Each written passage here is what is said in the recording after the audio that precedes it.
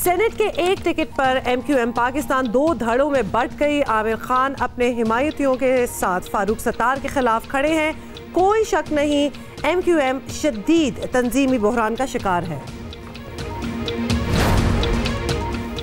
तौहीन अदालत के नोटिस से कैसे निमटना है? तलाल चौधरी वजीर आजम अब्बासी के मशवरे पर आज मुआफी मांगेंगे या मियां साहब का हौसला मिलने पर अपने बयान का दिफा करेंगे? आज पता चल जाएगा।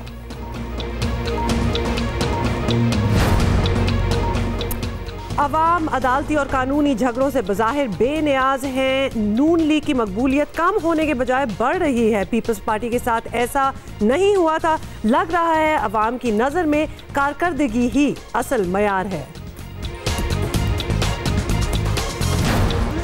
अस्सलाम वालेकुम, गुड मॉर्निंग, सुबह बखैर। आप देख रहे हैं जियो पाकिस्तान। मेरा नाम है अब्दुल्ला सुल्तान। मेरे साथ है भाई टैलेंटेड द कोच सुमा अमीर शाह। और हमारा बैकग्राउंड आपने देखा, हम सुबह सुबह जरा महफ था में देखने में कि जरा समंदर की ठंडक को यहाँ पे साहिल से थोड़ा दूर महसूस कर सकते हैं। वैसे कराची वालों क्या मौसम था कल, है ना? मतलब we should actually talk about it. It was slightly overcast और बिल्कुल ऐसी फीलिंग थी कि बारिश हो रही है, लेकिन कराची में बारिश ना ही हो तो बेहतर है। तो लिहाजा वो फीलिंग बेहतर है than the actual thing and it looked like it was going हो जानी चाहिए। लेकिन कल बिल्कुल जब हम दफ्तर से बाहर निकले और दोपहर के औकात में बादल थे, खूबसूरत मौसम था, लेकिन फिर 4 बजे से ऑनवर्ड्स दोबारा से धूप निकल गई थी actually, because I was roaming around और मैं जरा अच्छा आप बाहर थे। अच्छा खैर हवा अच्छी चल रही है, तो मौसम आई वुड से कि अच्छा, बल्कि हमारे स्टूडियो में तो काफी ठंडा था।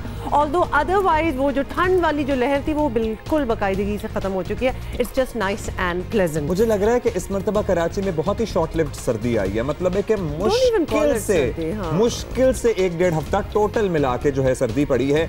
बाकी तो सब मॉडरेट नॉर्मल वेदर ही रहा है, बाहर सा मौसम। तो एक्चुअली कराची में इस मर्तबा कम ठंड पड़ी है। मुझे लग रहा है ड्यूरेशन कम था। डेफिनेटली कम ही होगा, क्योंकि इतनी ज़्यादा तो वैसे भी नहीं होती। अच्छा जी, लेट्स मूव फॉरवर्ड। बहुत कुछ हो रहा है इन द पॉलिटिकल एरिना, तो उसके बारे में भी हम बात कर लें। अभी तो हफ्ता जो है वो बस दूसरा दिन ही है, शुरू ही है।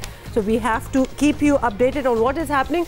सबसे पहले जी आपको बताएं कि MQM के 4 सेनेटर्स रिटायर हुए और सिंध असेंबली में पहले जैसी जो है ऑपोजिशन बाकी नहीं रही। सेनेट का टिकट किसको दिया जाए और किसको ना दिया जाए, फारूक सत्तार और आमिर खान का ग्रुप खुलकर सामने आ गया है, बल्कि आमने सामने आ गया है। और आमिर खान ग्रुप ने फारूक सत्तार के खिलाफ बगावत कर दी है। राब्ता कमेटी के मुखालिफ अरकान ने फारूक सत्तार का कामरान तिजोरी को सेनेट का टिकट देने का मुतालबा ना सिर्फ मुस्तरद किया, बल्कि कामरान तिजोरी को राब्ता कमेटी से ही निकाल दिया। खालिद मकबूल सिद्दीकी जबकि कहते हैं कि फारूक सत्तार साथियों की कुर्बानी मांगकर तिजोरी को टिकट दिलाना चाहते थे और ऐसा मुमकिन नहीं है। फिर तंजीम का मान, तंजीम के उसूल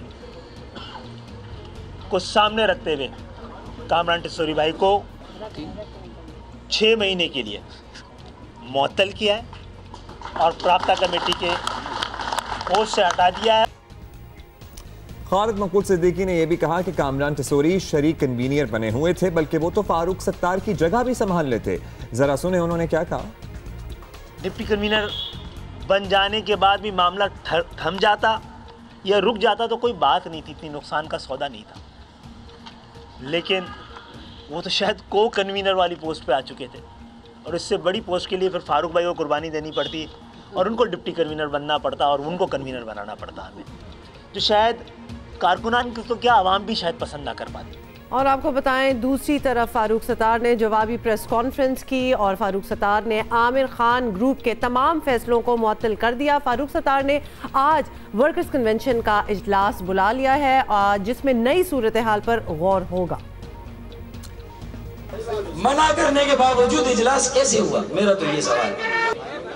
ये इजलास का होना गैर आईनी, फैसला होना गैर आईनी, प्रेस कॉन्फ्रेंस होना गैर आईनी और उसमें ऐलान होना फैसले का गैर आईनी। इस गैर आईनी इक़दाम की पादाश में ये वर्कर्स इजलास, ये जनरल बॉडी, ये जनरल असेंबली क्या मुझे इस बात का इख्तियार देती है कि बहैसियत सरबराह जो राब्ता कमेटी का अरकान ने ये गैर आईनी अमल किया, इक़दाम किया, उन्हें मुअत्तल किया जाए बस। अच्छा वैसे ये किसी ने नोटिस किया या मैं ही नोटिस कर रही हूँ कि there is no solidarity in MQM left. मतलब हर आए दिन 2 हफ्ते गुजरे, 10 दिन गुजरे, इनकी लड़ाइयाँ चल रही होती है। ऑब्वियसली लीडरशिप की ये जंग है और अब तो आमने सामने जलसा करने का चैलेंज भी दे दिया गया है एक दूसरे को। तो एमक्यूएम पाकिस्तान के रहनुमा फैसल सब्जवारी की भी बात कर लेते हैं, जिन्होंने चंद माह कबल की बात है जियो न्यूज़ के प्रोग्राम में आज शाहजेब खानजादा के साथ में इंटरव्यू दिया था। उस दौरान पार्टी में किसी धड़ेबंदी की उन्होंने तरदीद की थी लफ्जी तौर पर, लेकिन सारे करते लेकिन हाँ अच्छा, लेकिन आपको ये भी बता दें कि कामरान तिजोरी की बतौर डेप्यूटी कन्वीनर तकर्रुरी पर अपने और दीगर रहनुमाओं की तहफ़्फ़ुज़ात की तस्दीक भी की थी। ये जो है ना, ये बैक एंड फोर्थ चलता है, ज़रा सुन लें आप। ग्रोहबंदियाँ नहीं है? नहीं, कतन ग्रोहबंदी नहीं है। मैंने आपको फिर कहा, मतलब आप सारे इतने सीनियर रहनुमा हैं, ये कामरान तिजोरी साहब आते हैं, फिर एक एमपीए का इलेक्शन लड़ते हैं, हार जाते हैं, उसके बाद इतना प्रमोट कर दिए जाते हैं और आप सारे खुश हैं इस बात, डेप्टी कन्वीनर बन गए। हाँ, ये एक मुनफरिद वाक़या ज़रूर है एमक्यूएम में, और हो सकता है कि इस हवाले से लोगों को इख्तिलाफ़ राय रहा हो, लेकिन शाहजेब बहरहाल आज लोगों को नहीं, आप अपना बताएं। हो सकता है मुझे भी इख्तिलाफ़ राय रहा हो। अच्छा, ये भी हमने बहुत देख लिया है कि मतलब जो बात पूछी जाए उस पर ये कहा जाता है कि नो एवरीथिंग इज़ फाइन, जिस तरह कि ये भी कह ही रहे थे। तो मैंने ये डिसाइड किया है, एक्चुअली प्री डिसाइडेड था कि हमने मज़हर अब्बास साहब से इस बारे में बात करनी है और समझना है कि एक्चुअली हो क्या रहा है। एमक्यूएम की तकसीम दर तकसीम का मामला कहाँ जाकर रुकेगा, हाँ। और लीडरशिप का जो बहरान है वो क्या कभी हल हो पाएगा, क्योंकि अब इलेक्शन बिल्कुल सर पर है। कराची की नुमाइंदगी अगर एमक्यूएम ने करनी है तो किस तरह से मुमकिन हो पाएगी, ये सारे पहलू हैं जिन पर हम बात करेंगे, लेकिन उसके लिए अगले घंटे तक का आपको इंतजार करना पड़ेगा। अच्छा, एक और इतनी देर में कुछ और आपको दिखा देते हैं। बाद में क्या कुछ हो रहा है ये आपको बता देते हैं। आपको मालूम है ना, तलाल चौधरी का मामला, जिन्हें कंटेम्प्ट का नोटिस जारी हुआ था, अब वो सुप्रीम कोर्ट में पेश हो रहे हैं, अदालत पहुंच गए हैं। क्या कार्रवाई होती है इस बारे में हम आपको अपडेटेड रखते हैं और रखते रहेंगे भी। लेकिन थोड़ा सा आपको अपडेट बैकग्राउंड थोड़ी सी दे देना for people who are not really aware के हो क्या रहा है। तो आपको बताएं कि वजीर आजम जो है वो माफ़ी का मशवरा दे रहे हैं, मगर पार्टी क़यादत जो है वो पीठ थपथपा रही है। तो they are like you know really giving them pat on the back. तौहीन अदालत केस में तलाल चौधरी आज क्या रास्ता लेंगे, ये देखने वाली अब्दुल्ला बिल्कुल ये और ये कुछ ही लम्हों में बात सामने आ जाएगी, क्योंकि तलाल चौधरी सुप्रीम कोर्ट में पेश हो चुके हैं। इसी पर बात करते हैं। तज्जियाकार मुनी फारूक हमारे साथ मौजूद हैं। मुनी, बहुत शुक्रिया, आपने जियो पाकिस्तान के लिए वक्त निकाला। मुनी, ये बताइएगा सबसे पहले तो कि तौहीन अदालत का केस है और इसमें सख्त से सख्त सजा है, तो क्या हो सकती है तलाल चौधरी के पास? मुआफी का ऑप्शन तो है, लेकिन इसके अलावा उनके साथ क्या हो सकता है? तलाल चौधरी साहब से कल रात जब प्रोग्राम में मेरी बात हुई, तलाल चौधरी अभी तो शायद इस बुनियाद पर अदालत जा रहे हैं, उनके मुताबिक उन्होंने को अपना वकील भी अभी इंगेज नहीं किया इस मामले में, कि वो एग्जैक्टली जानना चाह रहे हैं कि उनके कौन से अल्फाज तौहीन अदालत के ज़ुमरे में आए हैं। बड़े ताज्जुब की बात ये थी कि सिवाय उनके हम सबको पता है कि उनकी कौन से अल्फाज तौहीन अदालत के ज़ुमरे में आए हैं। बहरहाल वो अभी कोई डेफिनेटिव नहीं थे इस हवाले से और कोई अभी फाइनल वर्ड अपना नहीं दे रहे थे, लेकिन ऑप्शन शायद तलाल चौधरी साहब के पास ज़्यादा ना हो, क्योंकि अदालत के पास ये फैसिलिटी होती है कि वो इनके क्लिप्स, इनकी प्रेस कॉन्फ्रेंसेस में से जो भी कंटेम्प्चुअस रिमार्क्स थे वो इनको इनके सामने सुनाए और शायद अदालत जल्दी करे। अच्छा मुनीब, लेकिन कल का अगर पेशावर का जलसा भी देखा जाए तो हमने देखा है कि मियां नवाज शरीफ जो हैं वो खुलकर तलाल चौधरी और दानियाल अजीज की हिमायत भी कर रहे हैं, तो अदालत में इन दोनों को इसका नुकसान तो नहीं हो सकता क्या?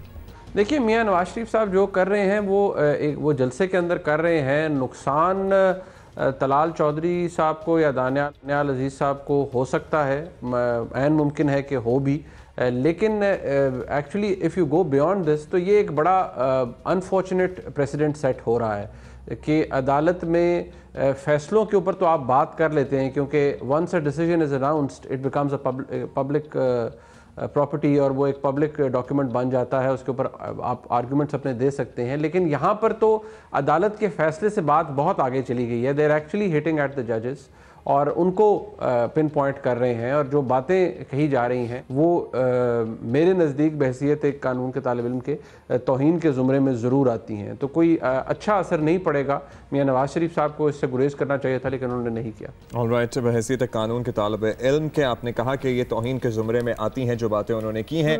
मुनीब, आपसे भी जान लें कि निहाल हाशमी के बरक्स अगर तलाल चौधरी और दानियाल अजीज़ का हम स्टैचर देखें तो नून लीग की मौजूदा जो काबीना है, कैबिनेट है, उसका हिस्सा भी हैं, बड़े प्रोएक्टिव भी हैं, जैसा कि हुमा ने पेशावर जलसे का भी तस्करा किया। अगर इनके खिलाफ फैसले आ जाते हैं तो बहैसियत पार्टी आप क्या समझते हैं, नून लीग के लिए कितना बड़ा सेटबैक होगा? देखिए, मुस्लिम लीग नून को सेटबैक यकीनी तौर पर होगा, बिकॉज आप पूरा पैनमा का केस देख लीजिए, प्रोसीडिंग्स देख लीजिए। मैं समझता हूँ कि जो सफ़े अव्वल में लोग मौजूद थे जिन्होंने मियां नवाज शरीफ साहब और उनकी फैमिली के केस को अदालत के बाहर एडवोकेट किया है, चाहे वो कोर्ट के बाहर जो मीडिया टॉक होती थी उसको देख लीजिए, टॉक शोज़ देख लीजिए, तो ये दो शख्सियात ऐसी थी जिन्होंने मियां नवाज शरीफ का भरपूर दिफा किया है, उनकी फैमिली का भरपूर दिफा किया है। अगर इनमें से किसी शख्स को ऐसी सज़ा का सामना होता है तो शायद बहुत बड़ा झटका होगा। लेकिन तलाल चौधरी ये कहते हैं कि उन्होंने अपना जहन बनाया हुआ है कि वो अपने पार्टी लीडर के साथ हैं, उनको इस बात की शायद परवाह नहीं है कि उनका सियासी कैरियर कुछ अरसे के लिए इस मामले की वजह से दाव पर भी लग सकता है। ऑलराइट, बहुत शुक्रिया आपका तलाल चौधरी। आपने कहा, ये कहते हैं कि उन्होंने जहन बनाया हुआ है, उनका सियासी करियर, उनको परवाह नहीं है कि कुछ अरसे के लिए अगर दाव पर लगता है तो लग जाए, लेकिन अभी अभी देख लेते हैं। एग्जैक्टली, और कल जब वो शाहजेब खानजादा के शो पे भी बात कर रहे थे तलाल चौधरी, तो समहाउ ऐसा लग रहा था कि उनको खुद नहीं पता था कि एक्चुअली उन्होंने करना क्या, कोई क्लियर कट जवाब उन्होंने दिया नहीं था। बात कर रहा था मैंने इन जजेस साहब का नाम नहीं लिया, जज साहिबान, एंड ही वाज एडमेंट कि मुझे पहले स्पेसिफाई किया जाए कि कौन सी बात जो है वो तौहीन के जुमरे में आती है, तो फिर देन ही विल डिसाइड कि वो अपोलोजाइज कर रहे हैं कि नहीं कर रहे। ऑल्दो वेरी कैटेगोरिकली, जिस तरह मुनीब ने भी कह दिया कि सारों को पता ही है कि कौन सी बात की गई है, और यही बताया जा रहा है कि वक्त बहुत कम है, मुकाबला सख्त है, क्योंकि हमने बहुत सी बातें जो पिछले घंटे में आपके साथ शेयर करनी थी वो रह गई हैं, तो इस घंटे की भी रह गई है। तो सोच ही नहीं कि कितना मवाद हमारे पास पड़ा हुआ है। सबसे पहले मवाद, थैंक यू, इसके बारे में और बात करें? नहीं, बिल्कुल नहीं, टॉप स्टोरी शामिल कर लेते हैं इस घंटे की top story.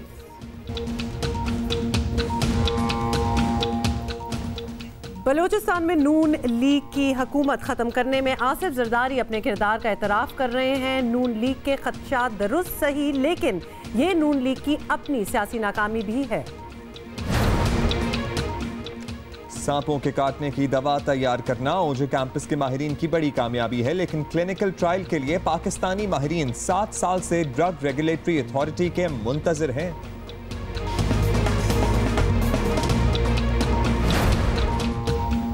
I liked her moves, अच्छी लग रही थी बड़ी भी। बिल्कुल जी, जब वैसे बड़ा अच्छा लगता है जब इंसान जो है ना इस एज में भी आके अपने आप को छोड़ नहीं देता, और मतलब she wants to, because I'm sure she has been doing it for 100 years। लग रही थी 100 साल की, नहीं 100 साल की तो नहीं लग रही थी। खैर, एनी हाउ अभी आगे बढ़ेंगे और कुछ अवामी मसाइल की बात करेंगे। हम पेट्रोल की कीमतों की बात करते रहते हैं, इस महीने फिर इजाफा हुआ, और अगर आपको बताएं कि एक्चुअल कीमत क्या है फी लीटर पेट्रोल की और हमें जितने का पंप पे मिल रहा है वो कितना है, तो आप हैरान और परेशान रह जाएंगे। जनाब, एक्चुअल जो कीमत है पेट्रोल की है वो है 52 रुपये 32 पैसे, यानी 52 रुपीज़ 32 पैसाज, और ये हमें मिलता है पंप पे तकरीबन 84 रुपए, हाँ, ऑलमोस्ट लाइक 85 रुपीज़ आप कर लें। तो सोचें इसमें किस किस किस्म के टैक्स लगते हैं, ये सब हमने बात भी करनी है। लेकिन सबसे पहले आप ये देख लें कि जनरल आवाम जो है, पब्लिक जो है, वो क्या कह रही है इस बारे में। गवर्नमेंट अपने खर्चे, इनके अपने शहनशाही खर्चे, इनके इलाज वगैरह के पैसे वो आवाम से ही तो लेना है। पेट्रोल की कीमत होनी चाहिए 60 रुपये 65 रुपये बस, इससे ऊपर नहीं होनी चाहिए। रोज़ रोज़ अगर हम बढ़ा रहे हैं तो ज़ाहिर गरीब आदमी डायरेक्ट इफेक्ट हो रहा है। ज़ाहिर सी बात है, ख़ासतौर पे बाइक वाले जो हैं लो पेड आदमी होते हैं ज़्यादातर, तो इसको ये कि कंट्रोल होना चाहिए, इतनी जल्दी नहीं बढ़ने चाहिए। पेट्रोल जब महंगा होगा तो ज़ाहिर है सब चीज़ें जो आते हैं, फ्रूट सब्ज़ी ये सब गाड़ियों में ही आते हैं, तो ज़ाहिर सी बात है वो अपना महंगा देंगे। पेट्रोल महंगा होगा तो ये सब चीज़ें भी महंगी होंगी, तो ये महंगी होगी तो आम आदमी पे काफ़ी असर पड़ेगा। गवर्नमेंट को ही पता होगा क्यों बढ़ रहा है, बढ़ रहा है। मुश्किलें गरीबों के लिए, तो अमीरों के लिए है आसानियाँ। पाकिस्तान में 50% अबव होके पहले से बिक रहा था, तो अगर 30 रुपए का तो 60 रुपए के रेट अगर वो लगाते तो फ़ायदा क्या फिर हमारे मुल्क का, इस कौम का। आवाम का खून मत चूसें और खुदा के लिए एहसास करें और इस कौम के ऊपर रहम खाएं।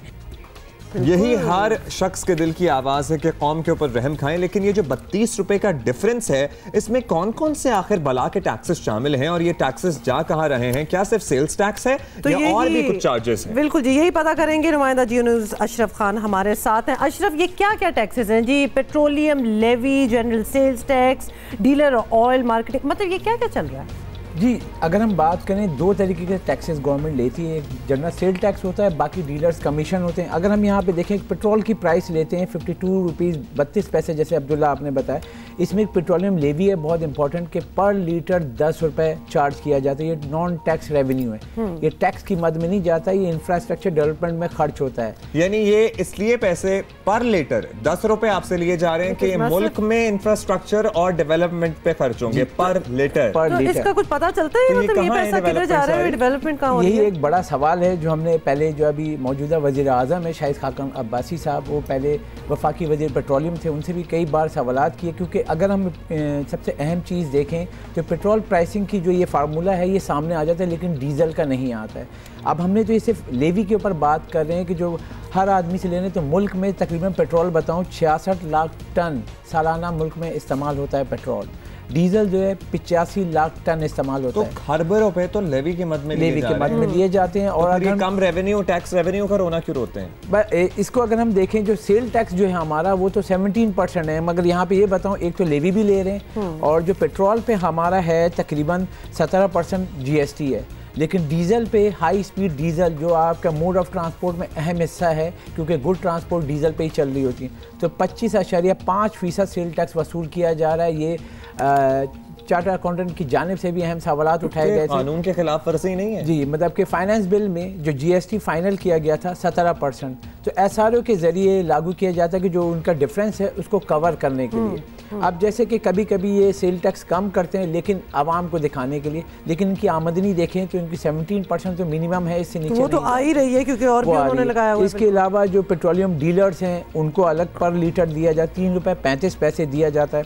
फिर अगर हम बताएं कि ऑयल मार्केटिंग कंपनी जो डिस्ट्रीब्यूट कर रही होती है, उनको 2 रुपये 55 पैसे। अच्छा, before we really question them and hold them responsible, जल्दी से बता दें कि बाकी दुनिया में भी इसी तरह ये फॉर्मूला होता है और इसी तरह प्राइसिंग की जाती है? लेवी की जो बात करें, बाकी दुनिया में जहाँ से पेट्रोल निकल रहा होता है वहाँ डेवलपमेंट चार्जेस के मद में लिया जाता है। पेट्रोलियम डेवलपमेंट लेवी कहा जाता है, जो पाकिस्तान में पहले भी था। तो पेट्रोल नहीं निकलता। हमारे यहाँ 85% इम्पोर्ट होता है, 15% लोकल रिफाइनरीज से जो प्रोड्यूस होता है वो 15%, लेकिन ओवरऑल सब पे लगाया जाता है। लेकिन ये इंफ्रास्ट्रक्चर, पहले ये पेट्रोलियम डेवलपमेंट लेवी था। 2009 में चीफ जस्टिस इफ्तिखार मोहम्मद चौधरी साहब ने नोटिस लिया था, 10 रुपये माइनस हुए थे, 60 रुपये का पेट्रोल था, 50 रुपये हो गया था।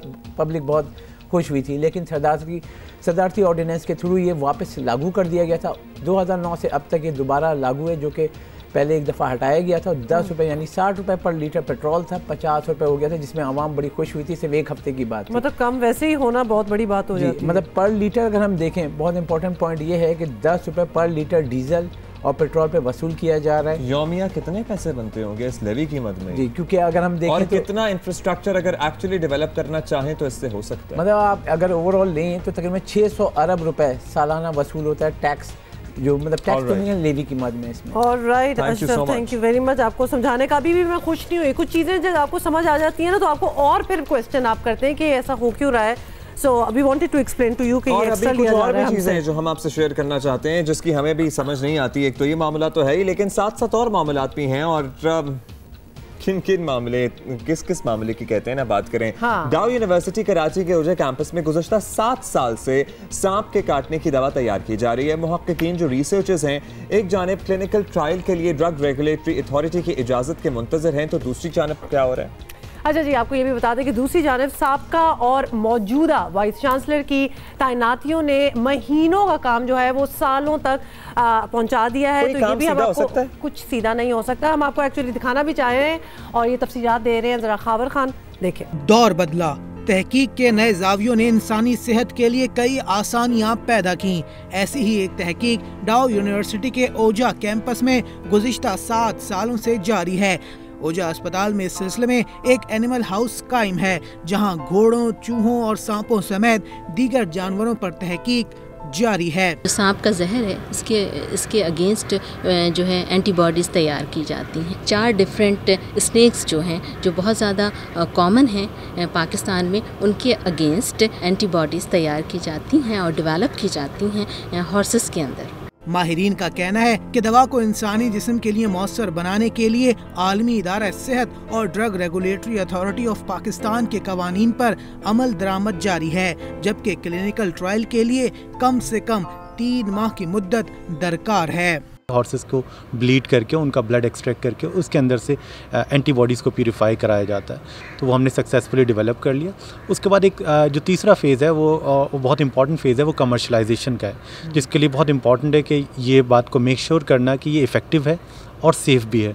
2011 से शुरू होने वाले एंटी स्नैक वेनम प्रोजेक्ट को तहकीकी सतह पर तो मुकम्मल कर लिया गया है, लेकिन ताहाल ड्रग रेगुलेटरी अथॉरिटी की जानिब से क्लिनिकल ट्रायल्स शुरू नहीं किए गए हैं और ना ही इसकी इजाज़त दी गई है। हुक्काम मुंतज़िर हैं कि जल्द अज जल्द इस सिलसिले में इजाज़त दी जाए ताकि एंटी स्नैक वेनम को आम आवाम तक पहुँचाया जा सके। वसी पैमाने पर गरीब आवाम तक दवा पहुंचाने के लिए एक लेबॉर्ट्री भी चीन के ताउन से तामीर की जा रही है। डिले हुआ था, लेकिन अब जो है उसका जो मशीनरी है, प्लांट है, वो हमने उसको लगवा दिया है। चाइनीज़ इंजीनियर्स जो थे जिन्होंने प्रोवाइड किया प्लांट, वही कंपनी आके लगा के गई है और फिर वो वापस आएंगे, कुछ कनेक्शंस करने हैं हमें सर्विसेज के साथ, वो करने आएंगे, तो उसके बाद हमें ड्रैप की इंस्पेक्शन करानी होगी इस तरह और दूसरी टेक्निकलिटीज़ हैं वो करवा के फिर प्रोडक्शन शुरू करेंगे। हुक्काम के मुताबिक इस वक्त मार्केट में बैरून मुल्क से आने वाली एंटी स्नैक वेनम की कीमत 1500 रुपए है, जो मकामी सतह पर तैयार करने के बाद आधी कीमत पर फरोख्त की जा सकेगी। कैमरामैन अल्ताफ हुसैन के साथ खावर खान, जियो न्यूज़, कराची। सो होपफुली ये हक़ाइक़ आप तक पहुँचाने के बाद ड्रग रेगुलेटरी अथॉरिटी भी कुछ होश के नाखुन ले और हुकूमत इस सिलसिले में तवज्जो दे और ये जो सांप के कांटे के बहुत सारे केसेस पर्टिकुलरली इंटीरियर सिंध में सामने आते हैं और एक्चुअली तो अब्दुल्ला मैं ये भी शौक में चली गई कि कितने ज़्यादा केसेस हैं, बहुत ज़्यादा केसेस हैं और इवन शहरी इलाकों में भी जो फाफलंग एरियाज़ हैं वहाँ सामने आते हैं, तो ये सॉल्व हो सकते हैं, लोगों की जान बच सकती है अगर ये दवा इसका क्लिनिकल ट्रायल हो जाए और ये आसान तरीके से अस्पतालों में अवेलेबल हो जाए। एब्सोल्युटली। अच्छा जी, एक चीज़ जिस पे हमने बात करनी है और अब पहले घंटे ऑफ जियो पाकिस्तान में हमने आपको बताया भी था कि ये MQM में जो डिविजन्स हम देख रहे हैं और एक्चुअली पिछले कुछ महीनों से देखते ही चले आ रहे हैं, यूनिटी कम नज़र आ रही है, डिवीजन ज़्यादा नज़र आ रही हैं, इसी पे हमने बात करना है। अब बात ये हो रही है कि सेनेट में किसका नाम नॉमिनेट होगा सेनेट की सीट के लिए। मज़हर अब्बास साहब हमारे साथ हैं, उनसे पूछ रहे हैं। अपैरेंटली जो है हुमा PIB और बहादराबाद में भी बट गई है, फिर पहले MQM पाकिस्तान हुई, लंदन हुई, PSP हुई, पता नहीं क्या क्या हो गई। अब तो मुझे लगता है तकसीम दर तकसीम ये सिलसिला कहीं रुकेगा। जी, अभी MQM लांडी भी है, MQM औरंगी टाउन बनेगी, MQM फेडरल भी एरिया बनेगी। अच्छा, और भी मतलब ये टूटेंगे बीच में, मतलब जो इस वक्त सूरत हाल है। लेकिन ये जो इस वक्त जो हुआ है, कल हमने जिसकी एक झलक देखी, वो बेसिकली दो शख्सियात की वजह से हुआ है। एक है आमिर खान और दूसरे हैं कामरान टिसूरी। आमिर खान जब पार्टी में आए थे उस वक्त पार्टी के अंदर बहुत ज़्यादा तहफ़्फ़ुज़ात थे, क्योंकि उससे पहले वो जो गए थे उसके बाद MQM हकीकी और उनके MQM के दरमियान जो बहुत से लोग मारे गए थे, कारकुन मारे गए थे, तो लोग एक्सेप्ट नहीं कर रहे थे और वो बुनियाद बनी अनीस कायम खानी और मुस्तफ़ा कमाल के एग्ज़िट की। बेसिकली अनीस कायम खानी, अल्ताफ़ हुसैन साहब चूँकि मुल्क से मुसलसल बाहर रहे, वो ग्राउंड पे क्या हो रहा था उससे नावाकिफ़ रहे उसमें, और इसी वजह से ये सूरत हाल सामने आई। अब इस वक्त जो सूरत हाल है उसमें फ़ारूक सत्तार जो भी पोजीशन ले रहे हैं, जो फ़ारूक सत्तार की कमज़ोर पोजीशन है वो ये है कि उन्हें ये बताना पड़ेगा कि कामरान टिसूरी में ऐसी क्या बात है कि कामरान टिसूरी को फौरी तौर पे ले भी आया जाता है। फंक्शनल मुस्लिम लीग के वो लीडर रहे, फिर आके राब्ता कमेटी में आते हैं, डिप्टी कन्वीनर होते हैं और अब सेनेट की सीट पर उनके लिए एक प्रेस्टिजियस पॉइंट क्या मसला है? नेपोटिज्म तो है, लेकिन क्यों है? बिल्कुल इसी तरीके से जो आमिर खान के साथ लोग हैं उन्हें भी ये समझना चाहिए कि उन्होंने जो कल जो किया, उन्होंने वो उनकी पोजीशन कामरान टिसूरी के हवाले से बिल्कुल ठीक थी, लेकिन उनको फ़ारूक सत्तार की एब्सेंस में कामरान टिसूरी को जो सस्पेंड किया। लेकिन हो क्या रहा है? हो ये रहा है इस वक्त कि महाजरों का जो वोट बैंक है वो अपनी जगह मौजूद है लेकिन पार्टी मौजूद नहीं है। अब उनको ये समझ में नहीं आ रहा कि वो जाए किस तरह, वो वोटर किस तरफ जाए, और ये उसके लिए बहुत ज़्यादा मेरा ख़्याल है इस वक्त महाजर सियासत भी, MQM पॉलिटिक्स भी एक ऐसे दौराए पे आ गई है कि जहां उन्हें ये फैसला करना पड़ेगा, ना फ़ारूक सत्तार अकेले इस पार्टी को चला सकते हैं और जिता सकते हैं, ना आमिर खान एंड कंपनी जिता सकते हैं, मुस्तफ़ा कमाल ने बिल्कुल ही एक दूसरी राह इख्तियार की हुई है और विंडो ऑफ अपॉर्चुनिटीज़ जो कौमी जमातों के लिए पीपल्स पार्टी हो गई, पीटीआई हो गई, उनका बदकिस्मती से जो नैरेटिव है वो कराची के हवाले से या अर्बन सिंध के हवाले से बहुत क्लियर नहीं है। और इसीलिए मेरा ख्याल में जो सूरत हाल बन रही है वो बहुत ही जो है ख़ास तौर पे कराची, हैदराबाद, सक्कर, मीरपुर खास, इसके जो वोटर्स हैं उनके लिए बहुत ज़्यादा कंफ्यूज सूरत हाल हो रही है। देखिए ये फारूक सत्तार एंड कंपनी जो इनके साथ दो चार हैं, they are not making it easy. मतलब अगर एक वोटर कंफ्यूजन भी है या वोटर इतना ज़्यादा है और they wouldn't know where to vote, तो ये तो बहुत ही ज़्यादा, इनको तो ये वक्त है इलेक्शन सर पे आ गए कि यूनिटी दिखाएं। इस वक्त हो क्या रहा है कि जो MPs इस वक्त MQM के पास जितने 36-38 MPs हैं, उनकी सूरत हाल ये हो रही है कि अब उसमें पीपल्स पार्टी कोशिश करेगी कि उनके MPs को ख़रीदा जाए, जो कि काफ़ी देर से मुलाकातें भी हो रही हैं। GDA फंक्शनल मुस्लिम लीग है वो उनके MPs को ख़रीदा जाएगा और ऐसी सिचुएशन बन रही है कि MQM अगर एक सीट भी निकाल ले सेनेट की तो वो बड़ी बात होगी। कामरान टिसोरी पे तहफ़्फ़ुज़ात कुछ अपैरेंटली जायज़ नज़र आते हैं दीगर रहनुमाओं के, लेकिन फारूक सत्तार साहब का एम्फेसिस क्यों है? क्या मजबूरियां हैं, क्या मुहर्रिकात हैं कामरान टिसोरी पे वो इतना जोर देते हैं? ये मुहर्रिकात वही हैं जो 30 अगस्त की बात की सियासत के मुहर्रिकात हैं। कामरान टिसोरी साहब की एंट्री MQM के अंदर बहुत क्वेश्चनेबल है। वो आए वो प्लांटेड भी बहुत से लोग कहते हैं, उनको प्लांट किया गया, सारी चीज़ें अपनी जगह हैं लेकिन वो आए, वो अपने तहीं ये कहते हैं कि जी मैंने MQM को फाइनेंशियली बहुत सपोर्ट किया है, MQM को इवन जो बहुत सी, और यही एक वजह लगती है डॉक्टर फारूक सत्तार की कि प्रोटेक्शन उन्होंने किसी हद तक दिलवाने की कोशिश की, जो केसेस के हवाले से रिलीफ दिलवाने की कोशिश की, जो जेलों में असीर हैं उनको रिहाई के, तो डॉक्टर फारूक सत्तार गालिबन ये कहना चाह रहे हैं MQM की बाकी लोगों से ये कहने की कोशिश कर रहे थे कि ये एक डिफ़िकल्ट सिचुएशन है। अगर कोई आके हमें जो है जो एजेंसीज़ का प्रेशर्स हैं उससे किसी हद तक हमें रिलैक्स करवा देता है, वो देता है और हमारे दफातर खुलवा जाता है, लेकिन ये बड़ा सवालिया निशान है कि क्या MQM की या कराची की पॉलिटिक्स में या इवन अर्बन सिटी की पॉलिटिक्स में इंटेलिजेंस एजेंसीज इतना ब्लेटेंट जो है वो हमने PSP और MQM की सूरत में देखा, और यही वजह है कि इससे इख्तलाफात हो रहे हैं। लेकिन इसमें एक जो ख़तरनाक चीज़ हो रही है वो MQM का वो जो हज़ारों कारकुन हैं, जो उनमें से बेशुमार लोग मिसिंग भी हैं, बहुत से लोग साहब अगर मजबूर हैं फारूक सत्तार साहब तो फिर बाकी रहनुमा उनकी मजबूरी समझ लें, वो उनको भी समझने की ज़रूरत है। वो ये अगर वो बिल्कुल ही स्टैंड नहीं ले सकते कि दोनों चीज़ें फारूक सत्तार को सेनेट की देखें, जो उन्होंने 4 नाम बताए थे कल आमिर खालिद मकबूल सिद्दीकी से, वो चारों लोग ऐसे हैं जो मेरिट पे उतरते हैं। कामरान टिसोरी मेरिट पे सेनेट की सीट के लिए नहीं उतरते। ये डॉक्टर फारूक सत्तार को रियलाइज करना चाहिए। वो जो चारों लोग हैं वो MQM के बड़े बुनियादी लोग हैं, चाहे वो अमीनुल हक फाउंडर्स में से हैं, चाहे वो नसरीन जलील हों, चाहे वो फ़र्रुख नसीम, चले फ़र्रुख नसीम एक टेक्नोक्रेट्स के हवाले से वो हैं, वो बहुत ज़्यादा पुराने तो MQM में नहीं हैं। इसी तरीके से शब्बीर कायम खानी हैं। ये वो लोग हैं जिन पे क्वेश्चन नहीं किया जा सकता MQM की पूरी पॉलिटिक्स की वफादारियों के हवाले से।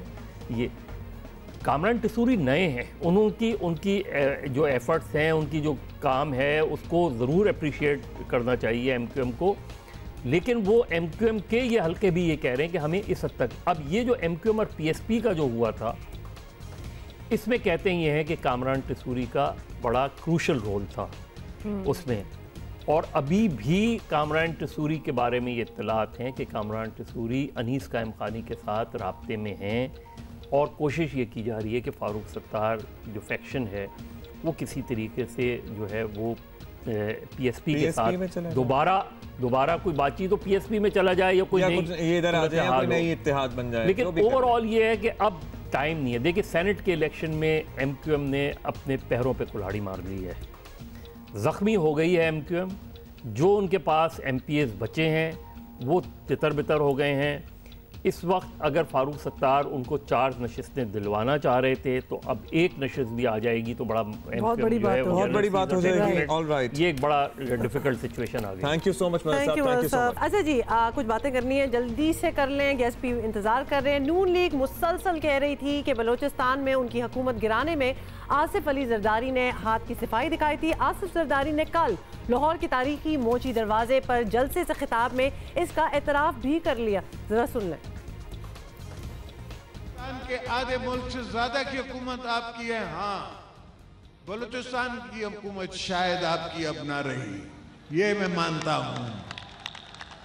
मैंने आपको पिछले जलसे में कहा था कि आपकी हुकूमतें हम हटा सकते हैं, गिरा सकते हैं, हम सिर्फ वक्त का इंतजार करते हैं। याद रखो कि पाकिस्तान में जब भी मैंने कोई दावा किया है तो वो मैंने करके दिखाया है। अच्छा, मुस्लिम लीग नून के गढ़ लाहौर में एक अरसे बाद फिर पीपल्स पार्टी ने मुतासर कुन सियासी शो किया है। ऐसे लोग कह रहे हैं कि इतना बुरा हाल नहीं था जो कि ताहिरुल कादरी और इमरान खान के जलसे का था, मॉल रोड पर जो हुआ था। और फिर इस क्राउड का फ़ायदा उठाते हुए जरदारी साहब ने मियां नवाज शरीफ पर ताक कर वार भी किए। को निकालना पड़ेगा, लड़ना पड़ेगा, इसको छोड़ देंगे नहीं। कौमी चोर है, अवाम का हक खाया है और हम ऐसे दरिंदे को बर्दाश्त नहीं कर सकते। ये धरती पे बहुत नासूर हो चुका है, अब ये धरती इसको माफ नहीं करेगी। अब अगर हमने मियाँ को छोड़ दिया तो शायद अल्लाह भी हमें माफ ना करे। अच्छा, आपको ये भी बता दें कि तज्जियाकार कहते हैं आसिफ जरदारी का किरदार अपनी जगह हो सकता है, लेकिन बलोचिस्तान में जो हुआ उसमें नून लीग की अपनी कमज़ोरी ज़्यादा है। तो थोड़ा सा यहाँ डिवाइडेड ओपिनियन भी चल रहा है। सीनियर तज्जियाकार हफीजुल्लाह नियाज़ी साहब हमें लाहौर से ज्वाइन करें। नियाज़ी साहब बहुत बहुत शुक्रिया। नियाज़ी साहब, पहले थोड़ा सा अनरिलेटेड टू दैट ये बता दें कि नवाज शरीफ बड़े कामयाब जलसे कर रहे हैं और अदालतों से खिलाफ उनके फैसले भी आ रहे हैं, लेकिन उनकी पॉपुलैरिटी में मकबूलियत बिल्कुल उनकी कोई कम नहीं हो रही। How is it working out? देखें जी, आप दो चीज़ें हैं। पहली बात तो यह है कि ज़रा जो आपने अपना एक थोड़ा सा इंट्रोडक्शन कराया है उसमें मैं कमेंट दे दूं कि बलूचिस्तान की हुकूमत में ना जरदारी साहब का हाथ है, ना नवाज शरीफ साहब की कोई कमज़ोरी है। वो अरब से यहाँ कोई डेथ हो जाती है तो आप जाए ना बीमार उसके लिए पुरसा करने के लिए, तो कहते हैं अल्लाह ने बनाई थी, अल्लाह ने तोड़ दी। तो बलूचिस्तान की हुकूमत में भी कोई गैर मरई क़ुव्वतों का हाथ होता है, वही बनाती हैं, वही तोड़ देती हैं। ये पाकिस्तान के हर बंदे को पता है। इसके अंदर कोई कहता है शरे में क्या शर्म है, इसको मेरा ख्याल है कि एडमिट करने निकाल लेना चाहिए।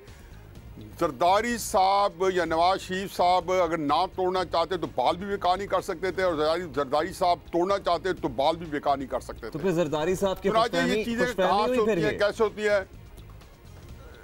ज़ाहिर है जरदारी साहब एक नए रिक्रूट है, उन्होंने अपना जो पल्ला बढ़ दिया था इमरान खान और कादरी साहब के, उसमें जो कि बदकिस्मती से अपने को अंजाम पे मनतकी अंजाम में पहुंचे बगैर वो तितर बितर हो गया, बिन खिले मुरझा गया वो जो निज़ाम था।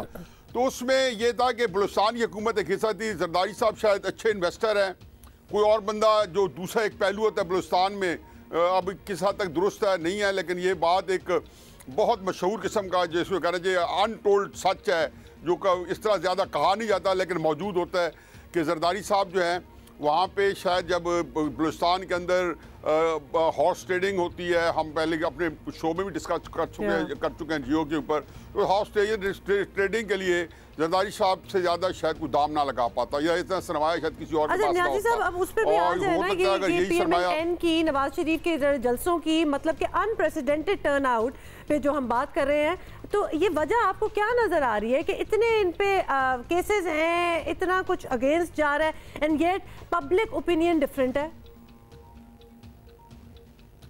बीबी, ये कोई ऐसी अचंभे की बात नहीं है।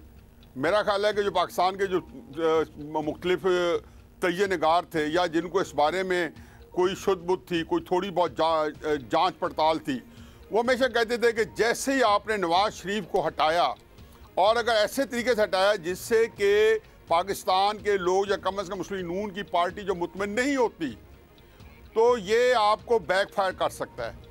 ये हकीकत है कि नवाज शरीफ का ऐसा करना, जिस दिन वो GT रोड से निकले थे, फिर NA 120 का इलेक्शन हुआ, फिर चतराल का आखिरी इलेक्शन हुआ, तो ना सिर्फ ये कि जलसों का टर्नआउट इलेक्शन रिजल्ट बताते हैं कि नवाज शरीफ जो है वो एक बहुत, जिसको कहना चाहिए, ऐसी अजीबोगरीब पोजीशन में आ गए हैं कि पाकिस्तान की सबसे बड़ी अपोजिशन भी वही है और पूरे मुल्क में उनका एक पूरे का पूरा इक़्तिदार भी उनके पास है, पंजाब के अंदर भी और फेडरल गवर्नमेंट के अंदर भी।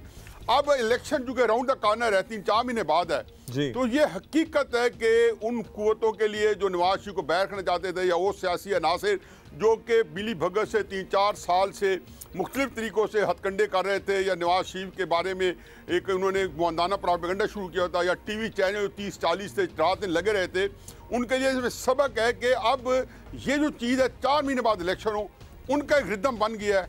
अब इस रिदम को कौन रोकेगा? वो जहाँ जाएंगे इससे बड़ा समुद्र होगा, शायद अगला जलसा वो साउथ में करे, भावलपुर में या मुल्तान में, और एक रिदम बन गया है। और इससे भी अखज़ किया जा सकता है जरदारी साहब के दौर में अदलिया और उनके मामलात बहुत ख़राब थे पीपल्स पार्टी की हुकूमत के, लेकिन उसका नेगेटिव असर ही था। अब यहाँ भी मामलात ख़राब है लेकिन इसका नेगेटिव असर ऐसा कोई नजर आता नहीं है। ऑलराइट, ओके, तो गेज फिर कारकर्दगी हुआ। हाँ, लोगों को हम टाइम देते हैं ना समझने का। तो नंबर गेम की तरफ बढ़ेंगे, बॉक्स ऑफिस की बात करेंगे। Obviously number game, box office, business. जनाब आमिर खान की एक और फिल्म सीक्रेट सुपरस्टार चाइना पहुंची, अरबों का बिजनेस कर लिया है। मिस्टर परफेक्शनिस्ट बड़ी मार्केट के बड़े फायदे उठा रहे हैं, कैसे?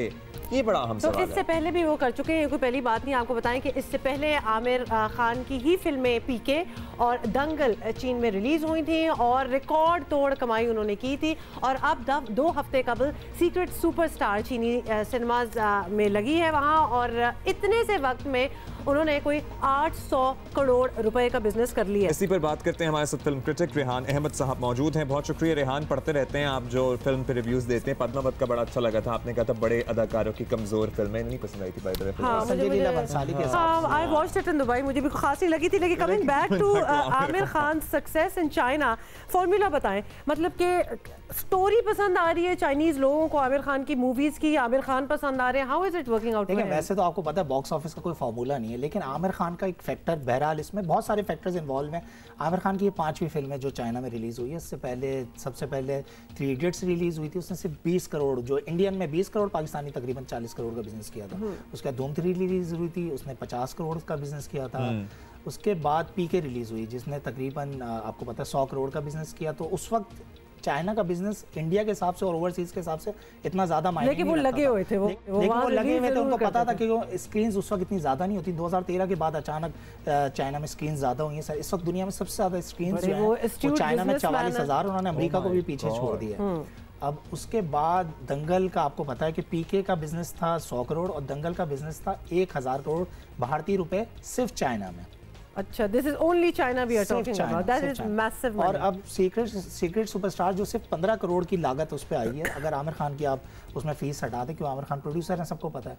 उस फिल्म ने जिसने भारत में 50 करोड़ 60 करोड़ भी नहीं कमाए, पूरी दुनिया में शायद 100 करोड़ के आसपास भारतीय रुपए कमाए, वो इस वक्त तक 110। आमिर खान बड़े तेज हुए ना फिर। चाइना में अब तक वो कितने कर चुके हैं? कितने कर चुके हैं इस वक्त? तकरीबन 10 अरब पाकिस्तानी। माय गॉड, ये बताइएगा कि जो इंटरनेशनल हॉलीवुड फिल्में थी जो फ्लॉप ही कंसिडर की जाती हैं, वो भी चाइना में जग गई और उन्होंने खसारा पूरा कर लिया। चाइना की तो फिर आमिर खान ये फिनोमेना पढ़ रहे थे, देख रहे थे, शाहरुख सलमान ये सब कहीं और थे। फ्लॉप फिल्म्स का मेरे ख्याल से इशू नहीं है, लेकिन चाइना की जो मार्केट है वैसे समझी जाती है, बड़ी एक्शन और कॉमेडी फिल्म्स की मार्केट समझी जाती है। जो हॉलीवुड की इस दफ़ा पिछले साल इतनी फिल्में नहीं चली, जैसे पायरेट्स 5 थी या ट्रांसफॉर्मर थी, उन्होंने चाइना से अपना बिजनेस कवर अप कर लिया। और बहुत सारी टॉम क्रूज की फिल्म थी जिसने अपना बिजनेस कवर अप किया।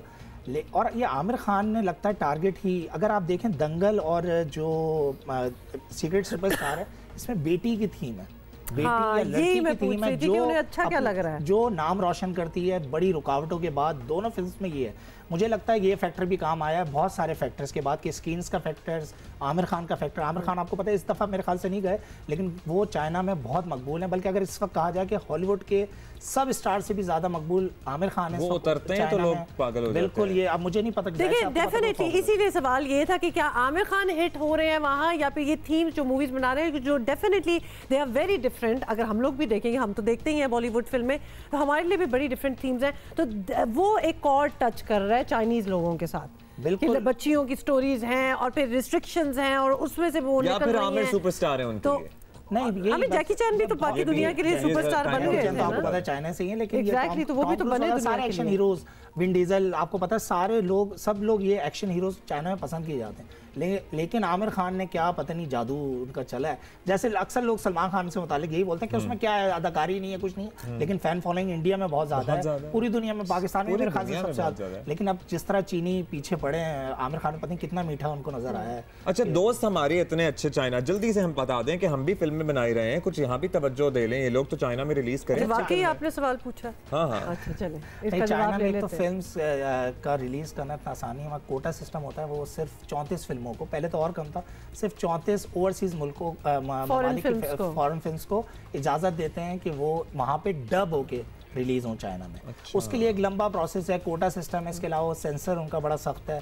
तो उसके लिए मेरे ख्याल से अभी जैसे हमारी फिल्म बनी थी चले थे साथ, उसमें भी चाइना का फैक्टर था, और लेकिन सी पैक के बाद मेहरोज वी लव यू में भी हीरो अमूमन जो हमारा दुबई से आता है या ये चले लंदन से आ जाएगा, वो चाइना से आता है, चाइना से साड़ियाँ लेकर आता है। अच्छा, I like to mention here कि एक हमारी पाकिस्तानी मूवी थी मेरा नाम मोहब्बत, वो बहुत ज्यादा चाइना में चली थी, बिल्कुल बहुत चली थी, और बाबरा शरीफ गाने भी बहुत, लेकिन वो आज से कोई बहुत पुरानी बीच में हमारी फिल्म भी नीचे गई, हमने चाइना की मार्केट पे भी तवज्जो नहीं दी। इस वक्त हम हर जगह तो रिलीज कर रहे हैं, लेकिन चाइना पे हमें मेरे ख्याल से फोकस है, और उसके लिए गवर्नमेंट को भी इन्वॉल्व करना पड़ेगा, क्योंकि वहाँ गवर्नमेंट बड़ी इन्वॉल्व होती है। ऑलराइट, बहुत thank you so much, it's always fun learning from you के how the business of films work, तो कुछ हमें सीख लेना चाहिए। बिल्कुल, और मुझे बड़ा अच्छा लगा आप बाबरा शरीफ की कहां से मूवी निकाल के लाई हैं, मतलब मुझे इन्फॉर्मेशन है। ऑलराइट जी, हम आपसे इजाजत लेंगे।